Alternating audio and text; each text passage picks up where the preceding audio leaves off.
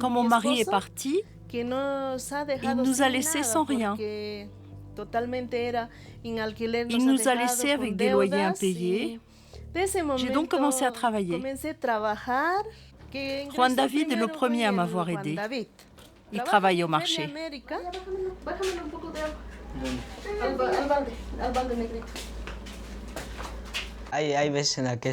Oui, parfois c'est pesant, parce que quand on est un enfant, on préfère s'amuser.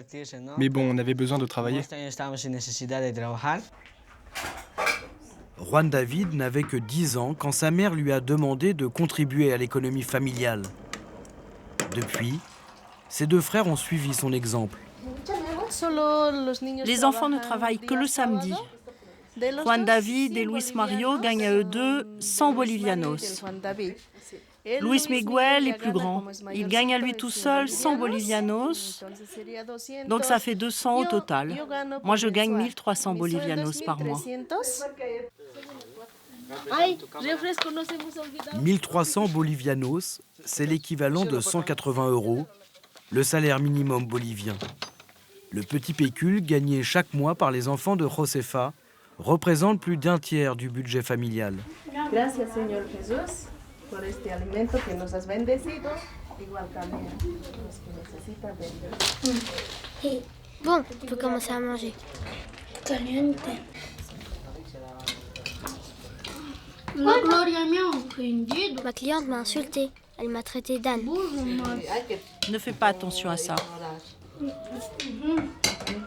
Comme Juan David et ses frères, 850 000 enfants travaillent en Bolivie. S'ils ne m'aidaient pas, on n'y arriverait pas. Toute seule, je ne pourrais payer que l'école. Et on vivrait tous dans une seule pièce. C'est inestimable ce qu'ils ont fait et je leur en suis reconnaissante.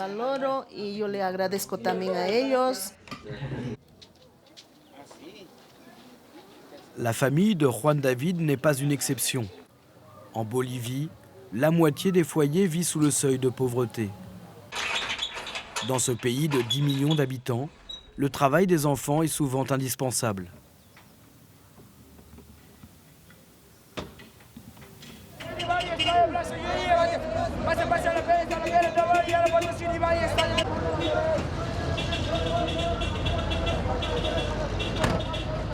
Ces enfants travailleurs se sont organisés.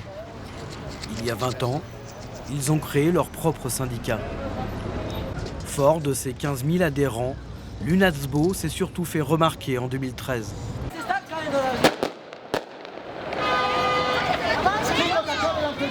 À cette époque, ce syndicat un peu particulier est entré en guerre contre le gouvernement bolivien.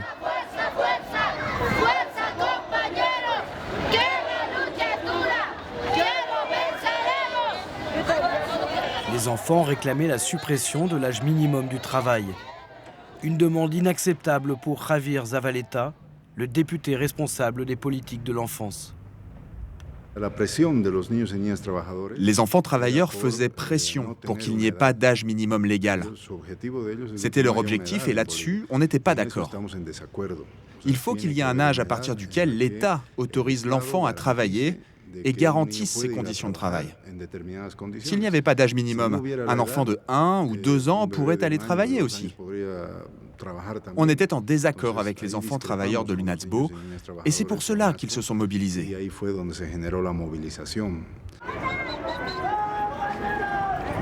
La revendication du syndicat était incompatible avec la Convention internationale du travail signée par la Bolivie en 1997 et qui interdit le travail des enfants avant 14 ans. Pourtant, les jeunes syndicalistes se sont obstinés.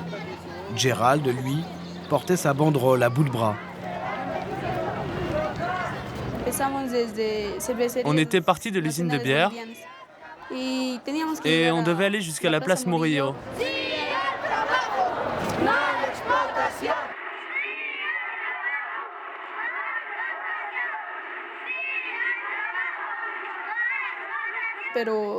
Mais juste avant la place, les policiers avaient bloqué la rue et on ne pouvait plus avancer.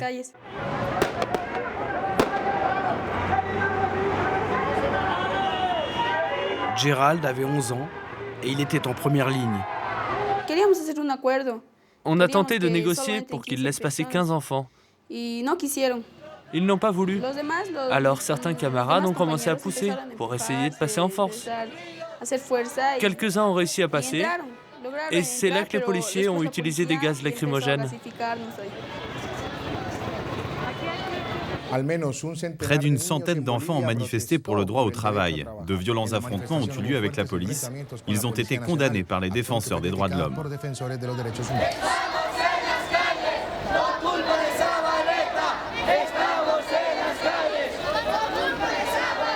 Ces violences policières n'ont pas entamé la détermination des enfants. Ils crient leur colère contre le député Javier Zavaleta qui reste sourd à leurs revendications.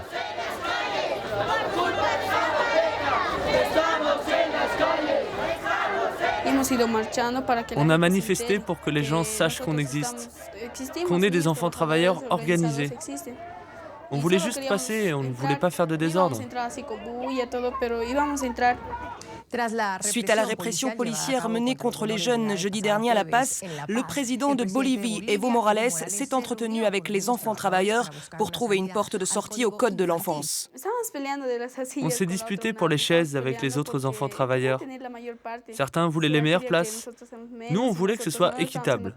On a discuté et à la fin, je me suis assis en face et mes camarades à côté de moi.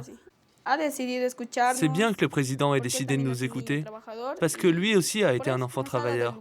Il a pris le temps de parler avec nous, il nous a raconté qu'il vendait des glaces et qu'elles fondaient quand il les gardait trop longtemps.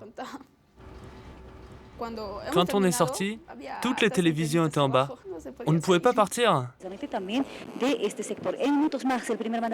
Le moment était historique. Les enfants avaient convaincu le président.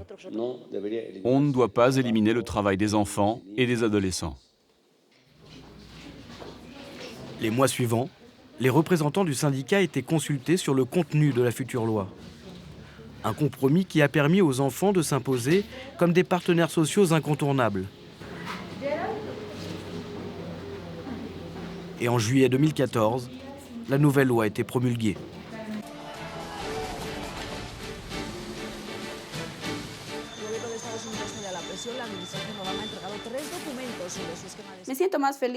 Je suis content parce qu'ils ont adopté la loi que l'on souhaitait avec les 3 points les plus importants, c'est-à-dire l'âge minimum, les travaux dangereux et le salaire.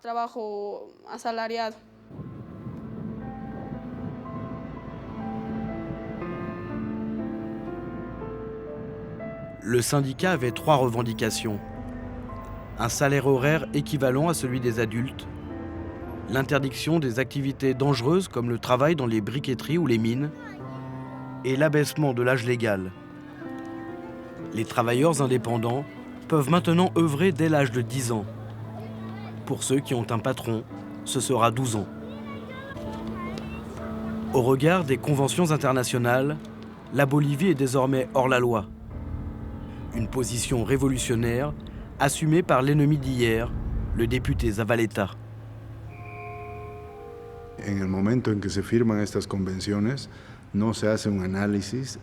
Nous n'avions pas fait d'analyse exhaustive de la situation avant de signer les conventions internationales. Nous avons commis la même erreur que beaucoup d'autres pays. Nous avons juste signé ce qui nous paraissait bien, c'est-à-dire une limitation de l'âge minimum.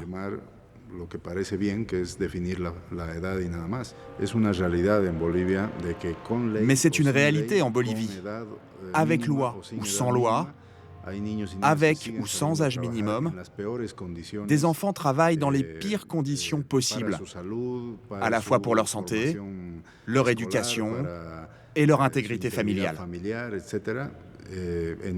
En Bolivie, ils sont des milliers. Et cette loi est une stratégie pour les sortir de ce cercle vicieux.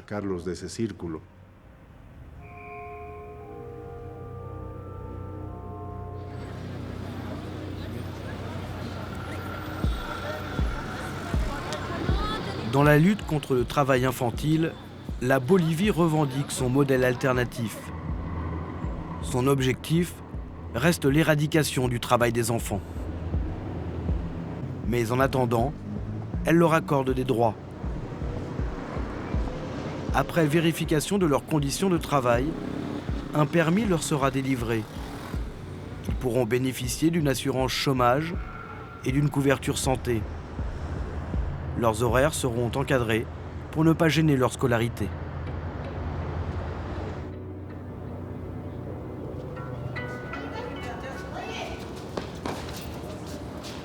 Ces acquis sociaux représentent le Graal des jeunes syndicalistes.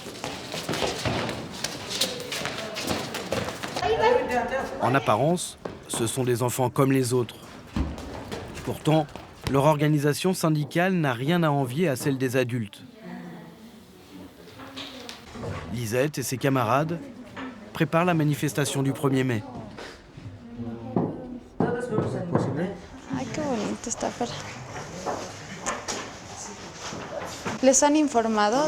On vous a informé de ce qu'on va faire demain? On sait qu'il faut être là à 8h30. Et quoi d'autre? On va aller manifester jusqu'à la place Murillo. Et pourquoi faire? Pour défendre les droits des travailleurs. Oui, plus que tout, c'est pour nos droits, car on est des enfants travailleurs et notre travail doit être respecté. J'ai rejoint le syndicat à 9 ans, presque 10. Ça fait déjà 5 ans. C'est super, ça m'a fait grandir en tant que personne.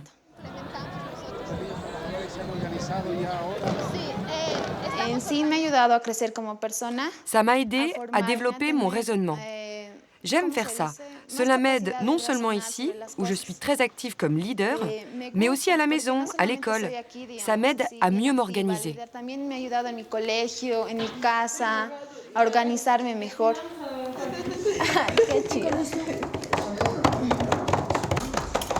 Ya ubíquense, basta.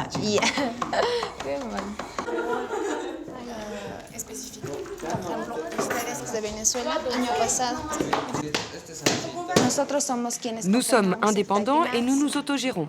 Par exemple, pour le 1er mai, nous avons créé une commission chargée de trouver les fonds pour financer les pancartes, les casquettes, tout ça.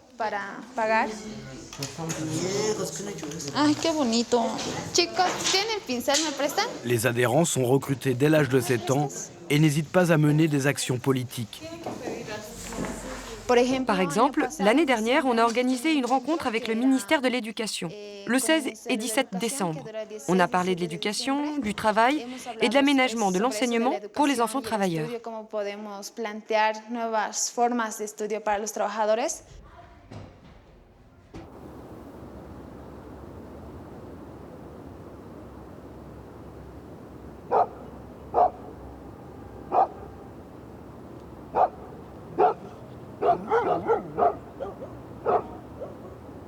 Aujourd'hui, c'est la fête internationale du travail.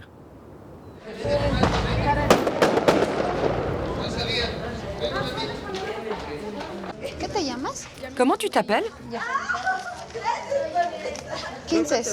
Les enfants sont surexcités. Pour la première fois, ils vont défiler en tant que travailleurs reconnus au milieu des adultes.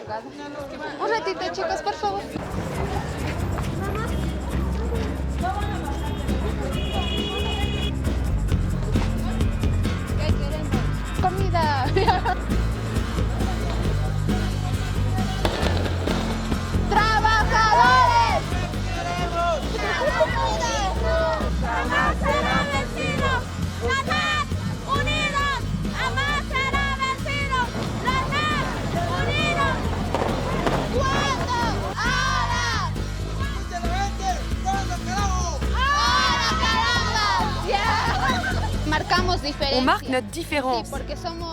A-t-on déjà vu dans le monde des enfants manifester pour leurs droits de travailleurs?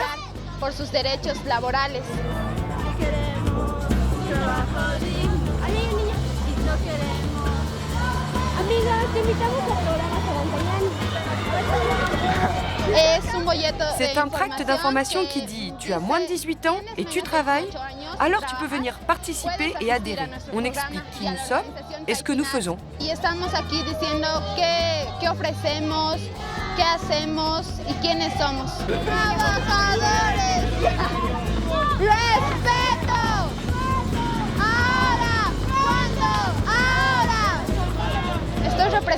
Je représente un très grand groupe.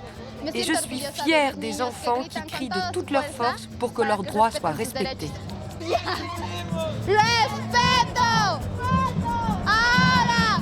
Mais dans le cortège, l'euphorie de Lisette ne fait pas l'unanimité.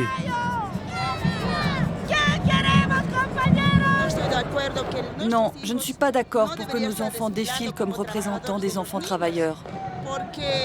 Moi, en tant que femme, je voudrais que le gouvernement pense au bien-être de nos enfants.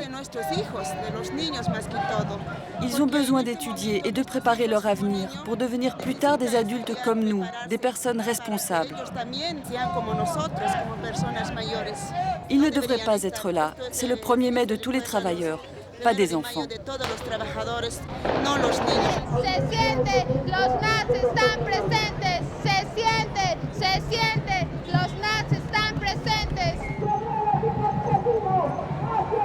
L'agacement de cet adulte n'y changera rien. En Bolivie, un enfant sur 3 travaille par nécessité.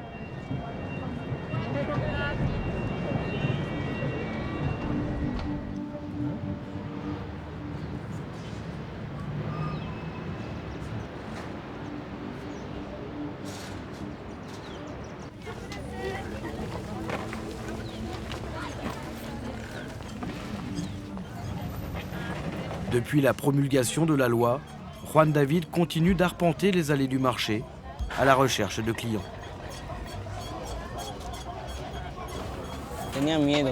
La première fois, j'avais peur. Je ne savais pas comment m'y prendre. Je marchais et une femme m'a demandé « Tu es libre ?» J'ai répondu « Oui ».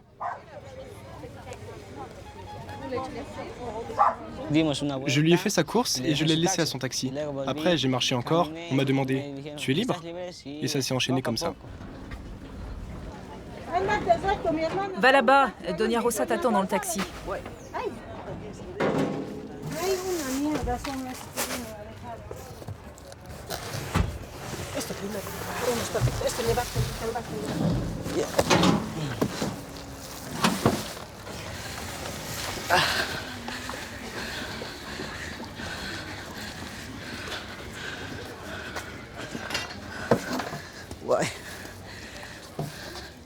Ah, je crois que Maro est crevé.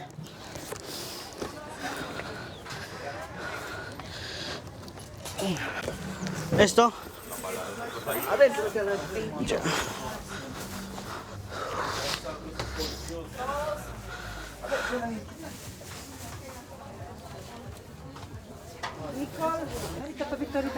Attends un peu, on va te payer.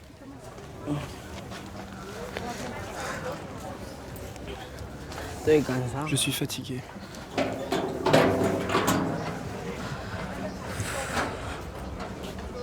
Cette dame me paye toujours entre 5 et 7 bolivianos. Là, comme on était 2, elle nous a donné 5 bolivianos chacun. Certains clients sont des petits vieux. Ils sont très lents. Ils te font attendre, mais ils ne te payent que 3 ou 5 bolivianos. En poussant sa brouette tous les samedis de 8h à 15h, Juan David gagne l'équivalent de 7 €. Certains employeurs que tu ne connais pas peuvent essayer de t'exploiter. Mais nous, on les connaît à peu près tous. Et on a été formés pour leur parler du nouveau code. On leur dit, si vous nous exploitez, on peut vous dénoncer. Et là, ils ont peur.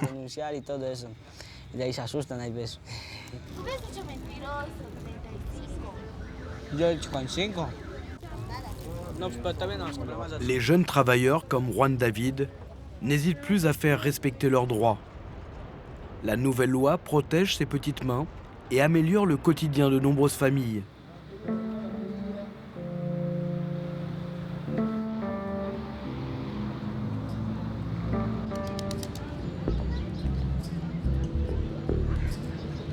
Mais le bénéfice risque d'être de courte durée.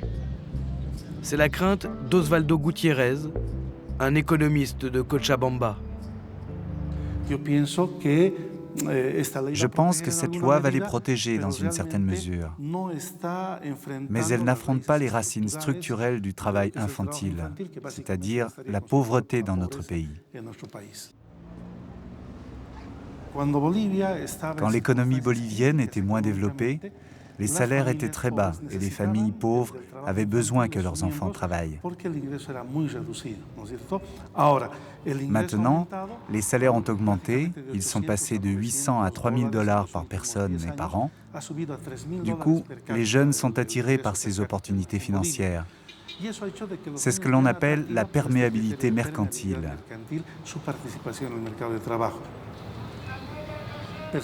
Personnellement, je pense que ce n'est pas seulement la croissance économique qui empêchera les enfants de travailler, mais c'est surtout l'éducation.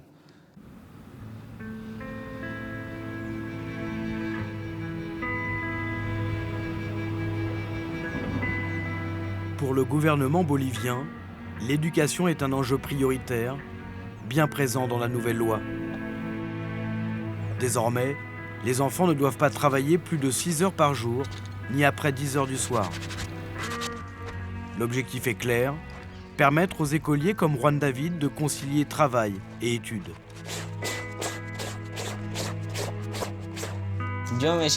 Moi, je me considère comme un enfant qui est déjà un peu adulte. J'ai mûri.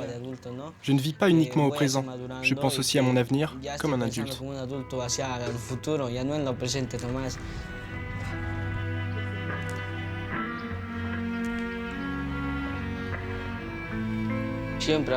En général, je fais mes devoirs avant d'aller à l'école.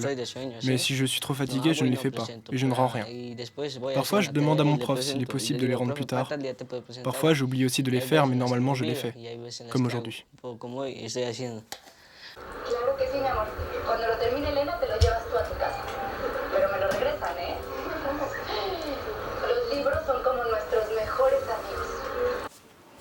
Faute de place et de moyens, les petits Boliviens ont cours le matin ou l'après-midi. L'école reste néanmoins obligatoire de 6 à 14 ans.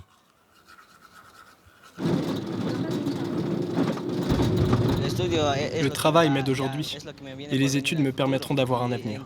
C'est l'école qui va me former et faire de moi un bon étudiant.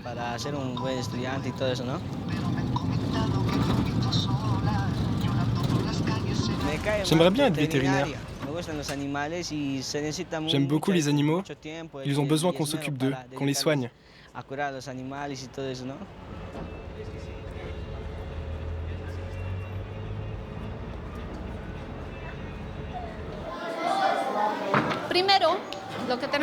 Premièrement, ce qu'il faut savoir, c'est que la racine carrée est l'inverse de la puissance carrée.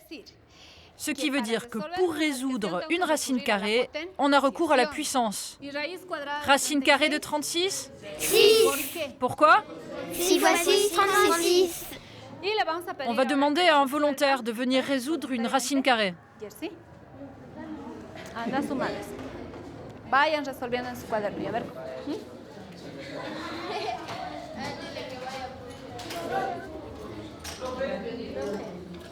Madame ?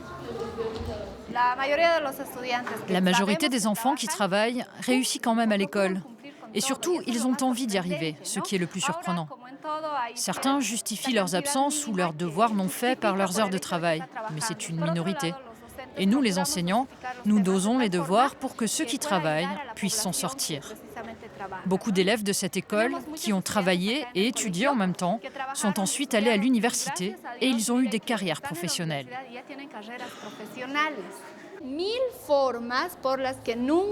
L'expérience de cette enseignante se limite à ses élèves issus des zones urbaines. Son optimisme est loin d'être partagé.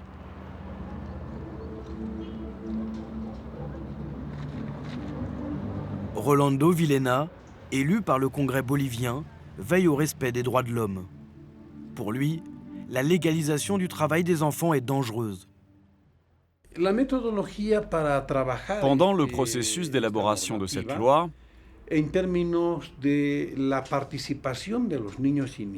tous les enfants et adolescents n'ont pas été pris en compte. On a travaillé par exemple avec l'UNASBO, mais ce syndicat ne représente pas tous les enfants du pays, ni tous les enfants travailleurs. En plus, la baisse de l'âge légal à 10 ans génère une grave contradiction. Car d'une manière ou d'une autre, elle ouvre la porte à l'exploitation légale d'enfants sans défense.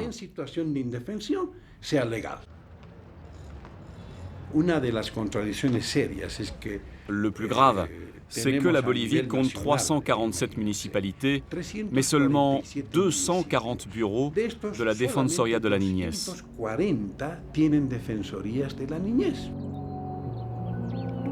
La Defensoría, ce sont les services sociaux boliviens. Cette administration est responsable de l'application de la loi. Et le chantier est immense.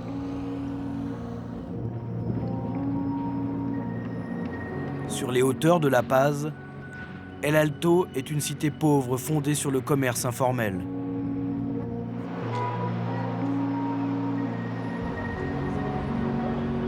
Venues de toute la Bolivie, des populations indigènes se sont agglutinées ici dans l'espoir d'une vie meilleure. Sur le marché, les enfants sont partout. Fabiola et les membres de la Defensoría arpentent les allées à la rencontre des petits travailleurs. Bonjour, comment ça va? Quel âge as-tu? 9 ans? Non, 10 ans. Ah, 10 ans. Et ton frère? 5 ans. On est là pour t'aider. On est la Defensoría de la Niñez. Dans tous nos districts, on a un bureau.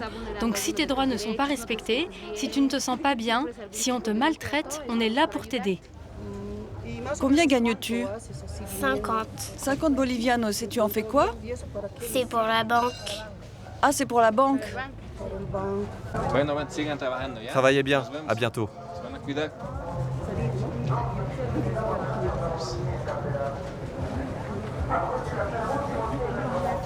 Le petit garçon de 5 ans travaille avec sa sœur pour payer les dettes de ses parents. C'est illégal, mais l'équipe de la Defensoría ne peut rien faire d'autre que lui parler.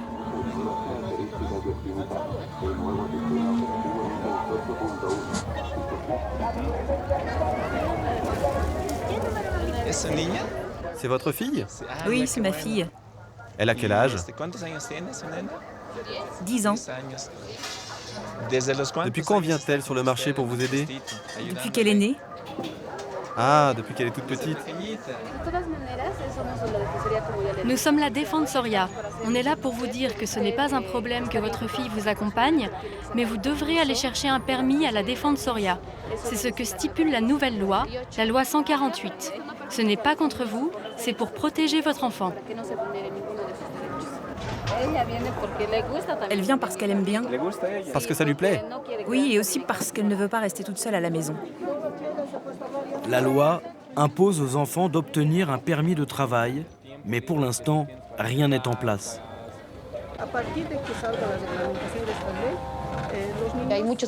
La loi est incomplète. Certains aspects ne sont pas bien compris car il manque la réglementation. La loi définit des droits, mais la réglementation devra préciser comment intervenir et quelles sont les procédures à suivre.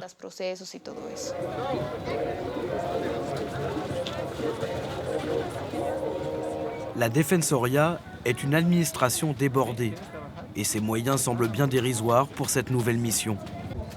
Je pense qu'il sera pratiquement impossible de faire respecter cette loi. En plus, ni la municipalité, ni l'État, ni le ministère ne dégagent de budget pour le faire. Alors oui, cette loi établit de nouveaux droits et obligations, mais personne ne nous donne les moyens de l'appliquer.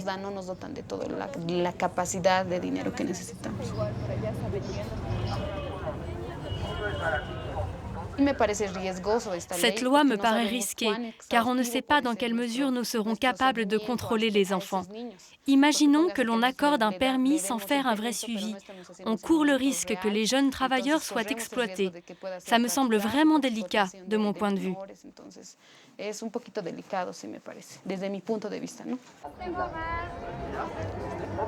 Fabiola sait qu'elle aura du mal à appliquer la loi dans sa ville, qui ne compte qu'une trentaine de travailleurs sociaux. Ce sera encore plus compliqué dans la Bolivie rurale. Dans certaines régions, les services sociaux n'existent tout simplement pas.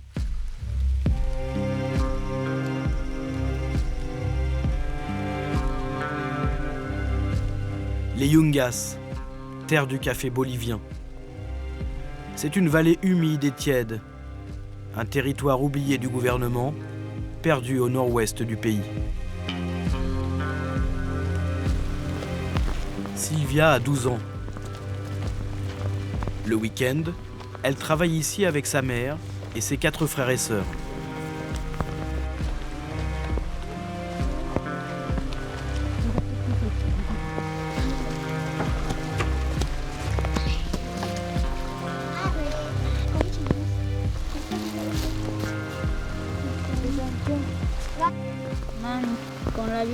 Maman, avec le vent et la pluie de ce matin, tous les grains de café sont tombés par terre. On récolte le peu qui reste. De toute façon, ça ne va pas s'arranger. Aujourd'hui, c'est la première cueillette de café de l'année. Maman, je ne cueille que les grains rouges ou les noirs aussi?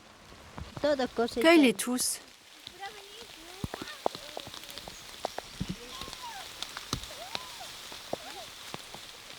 En travaillant vite, on peut tout cueillir en 3-4 jours. Sinon, on a une semaine.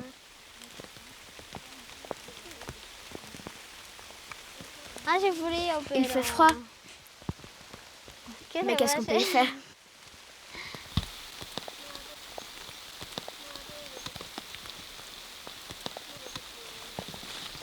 La petite plantation ne produit que de maigres récoltes, mais elles sont indispensables pour la famille.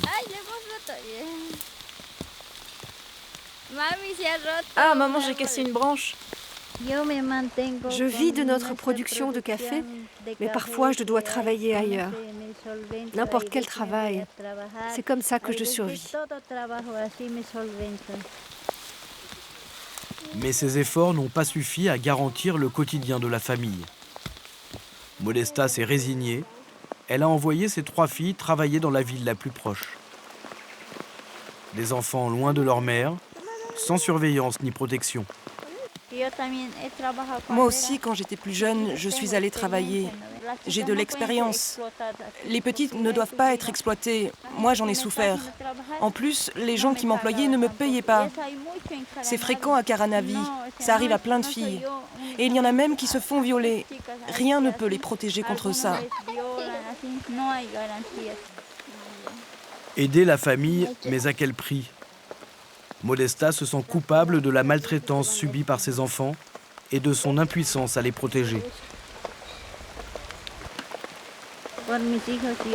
Parfois, je vais aussi à Caranavi pour m'assurer que mes filles ne sont pas exploitées. Elle vient de vous le dire, elle a été exploitée. Mais j'ai des dettes, je dois travailler.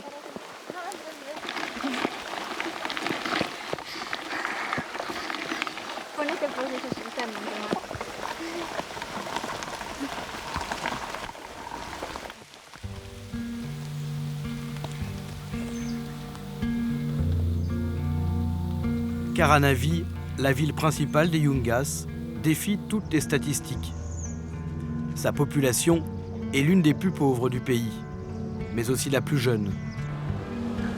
La moitié de ses habitants a moins de 15 ans. Dans ce quartier, les enfants domestiques sont nombreux. Une main-d'œuvre bon marché et invisible. Depuis un mois, Sylvia vit chez son employeuse.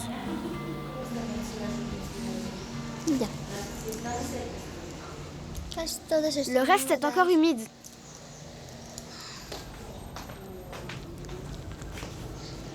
Je n'arrive pas à attraper ceux qui sont en haut.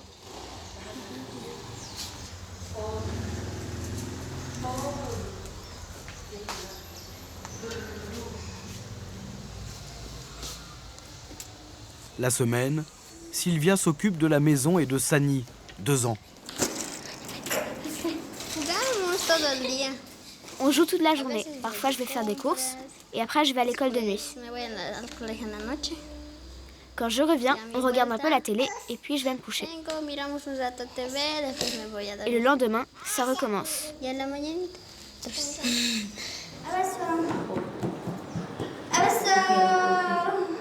Chez Doris, Sylvia tente de rattraper ses petits bouts d'enfance qu'elle n'avait pas eu le droit de goûter jusqu'à présent. Je travaille depuis que j'ai 7 ans, car je n'ai pas de maison ici. J'ai travaillé sans être payée pour avoir un endroit où vivre.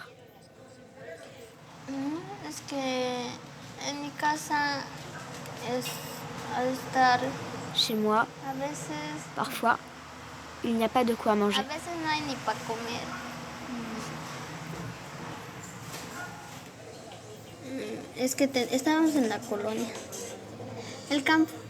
On vivait à la campagne, sur un terrain. Là-bas, il y avait une école, mais seulement jusqu'à 10 ans. Ma sœur avait 12 ans, mais elle ne pouvait pas partir seule. Alors, ma maman a décidé de nous envoyer en ville, toutes les deux. J'ai travaillé dans une quincaillerie. Et là, il me frappait beaucoup.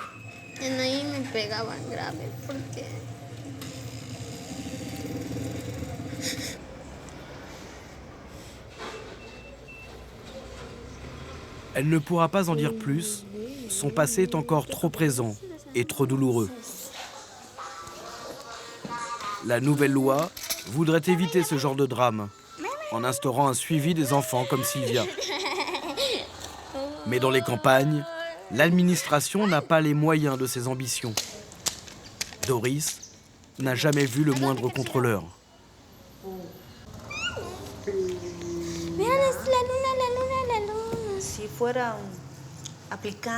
Si je devais appliquer le salaire minimum, j'emploierais une adulte, parce que je pourrais lui faire confiance et je lui donnerais toutes les tâches d'une vraie nounou.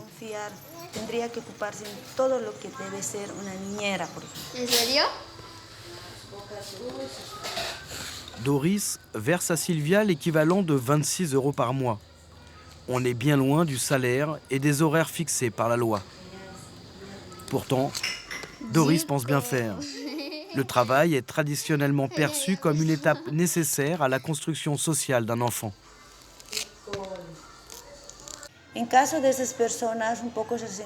À cause de cette loi, on va penser que ces jeunes domestiques sont exploités.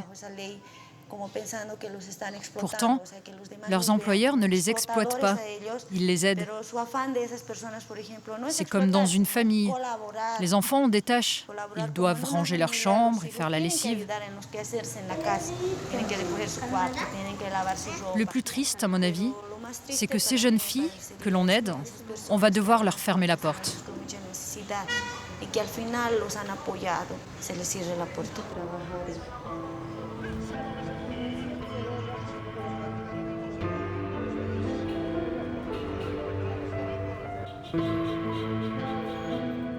Lorsque la nuit tombe, la journée de Sylvia n'est pas finie.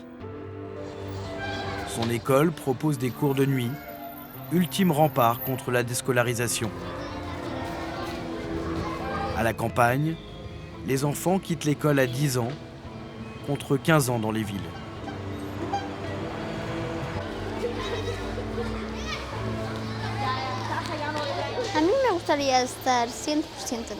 Moi, j'aimerais être 100% à l'école. J'aimerais étudier, mais à cause du manque d'argent, je dois travailler.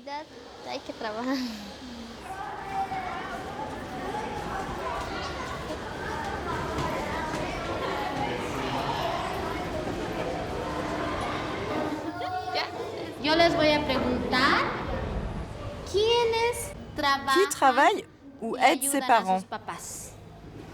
Ya, a ver, vamos a ver. ¿Cómo le ayudas a Marisa a tu mamá? ¿O dónde trabajas? Où est-ce que tu travailles?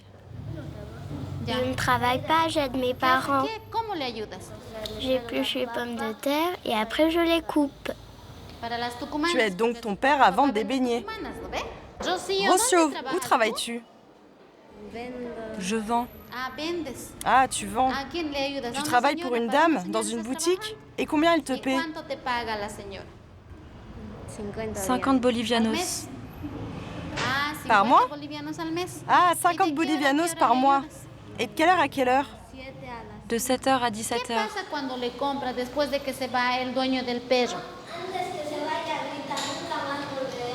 L'institutrice a peur que la nouvelle loi sape tous ses efforts.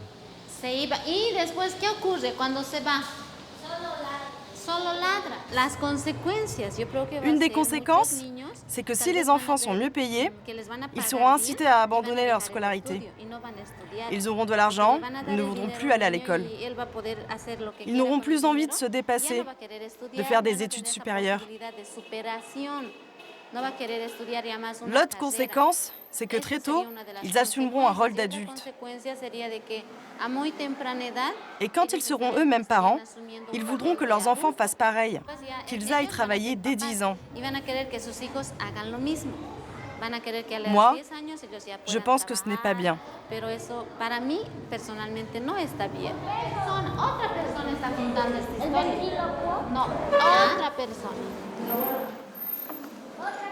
Ahora sí, ahora dice, ¿dónde se desarrolla el cuento? ¿Dónde estaba ocurriendo? En un restaurante. En un restaurant.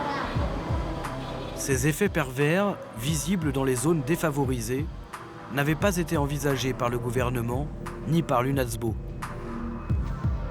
Le syndicat, surtout présent dans les grandes villes, ne connaît pas la réalité des campagnes.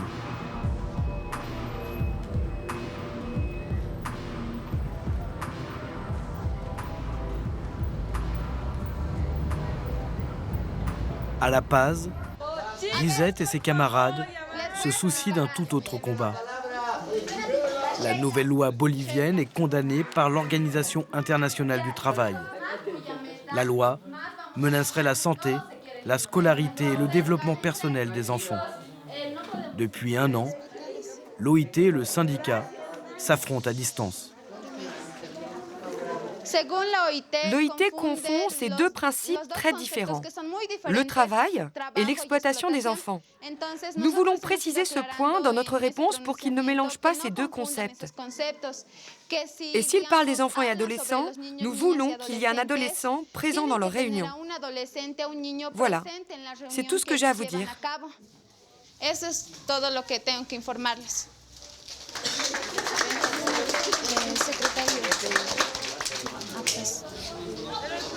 Ahorita les voy a gritar.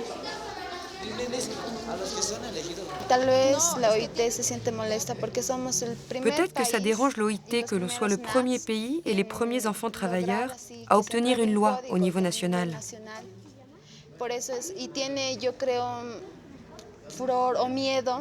Je pense qu'ils ont peur que ce mouvement se reproduise dans d'autres pays voisins.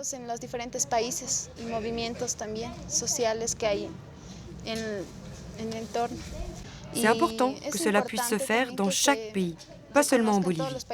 C'est nous qui avons initié ce mouvement.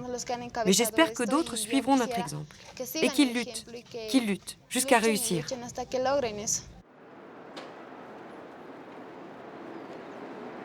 En s'attaquant à l'OIT, le syndicat d'enfants remet en cause la suprématie du monde adulte. Dans sa croisade internationale, il est reçu au ministère des Affaires étrangères. C'est très important. Nous allons leur donner un document que nous avons rédigé nous-mêmes en mars, en réponse à toutes les critiques qui nous ont été faites.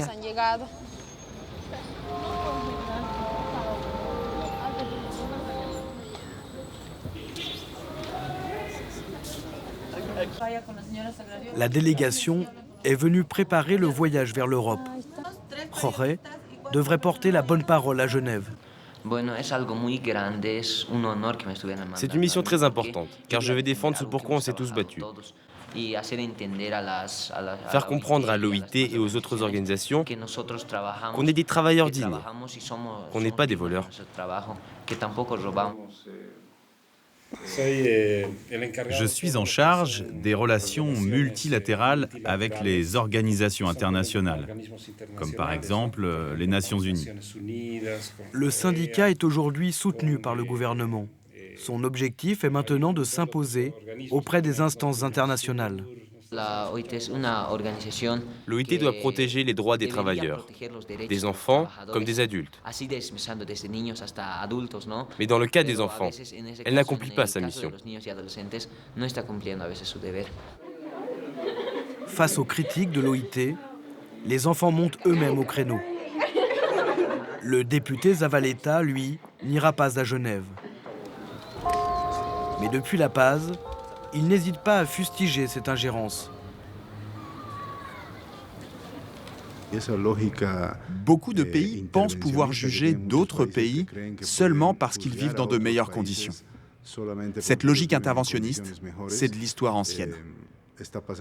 Nous vivons dans une nouvelle ère où les pays se gouvernent eux-mêmes. Et j'espère que les pays européens respectent ça. Nous ne vivons pas ici comme des sauvages qui déchargent le travail des adultes sur le dos des enfants. C'est pourtant la vision que semblent avoir les Européens.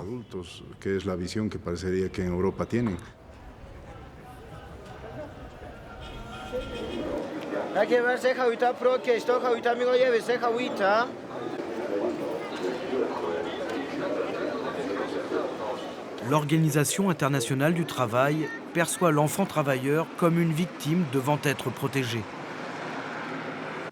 L'UNESBO juge cette vision romantique dépassée.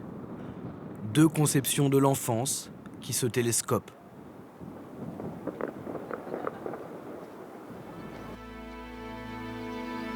À Genève, loin de la réalité des pays du Sud, l'OIT campe sur sa position. Au milieu du palais des Nations Unies, une adolescente porte une énorme responsabilité. C'est Lourdes qui a finalement fait le déplacement. Elle a 17 ans, c'est la première fois qu'elle quitte son pays.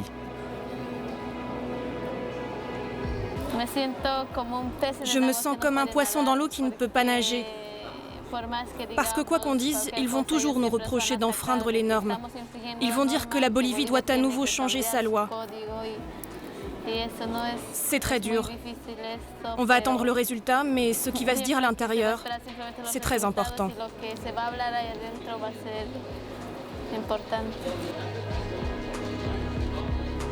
Aujourd'hui, Lourdes a rendez-vous avec la commission d'application des normes.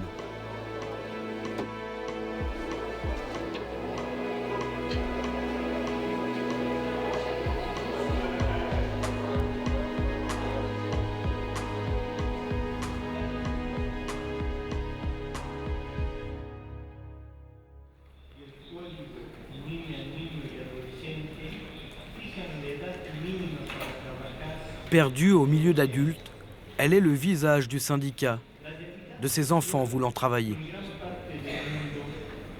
La réalité quotidienne dans une grande partie du monde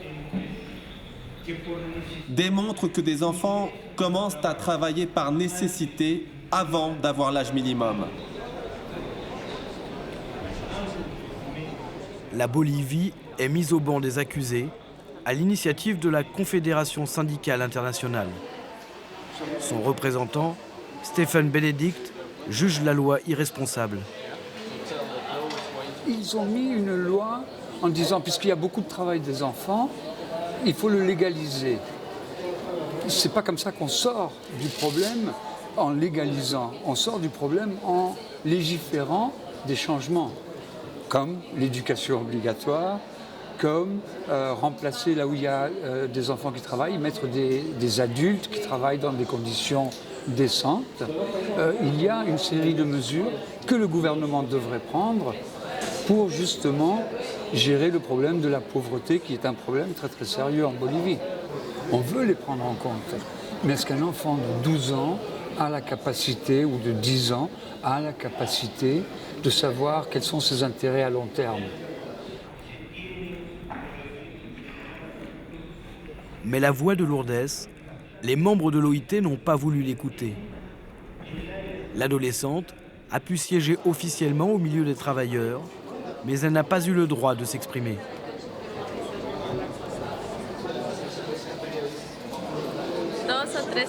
Deux, trois pays nous ont soutenus, mais bon... Il faut se calmer. On savait qu'ici, on allait affronter un monstre et que tout était déjà bien verrouillé. À tout moment, je voulais me lever et parler, mais ce n'était pas possible parce que je n'avais pas le droit de parler.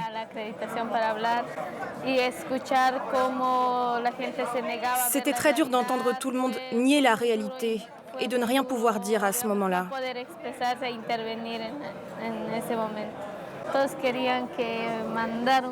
Tout le monde voulait qu'une délégation de l'OIT aille en Bolivie pour trouver une solution ou modifier la nouvelle loi. S'ils envoient une délégation, nous, on sera prêts. Ici, ils m'ont interdit de parler, mais dans mon pays, je peux parler. On ne permettra pas que notre loi soit modifiée, même s'il faut faire de nouvelles manifestations, même s'ils utilisent des gaz lacrymogènes. Ce sont nos droits et on veut qu'ils soient respectés. À Genève, Lourdes a été bâillonnée. Le message de son syndicat a pourtant été entendu. En mai 2015, l'Inde s'est engouffrée dans la brèche. La 8e économie mondiale a légalisé le travail des enfants avant 14 ans, dans le cadre familial. Le modèle bolivien commence à faire tache d'huile. Mais qu'en sera-t-il dans d'autres pays où les jeunes travailleurs sont moins organisés? Leurs droits seront-ils défendus et respectés ?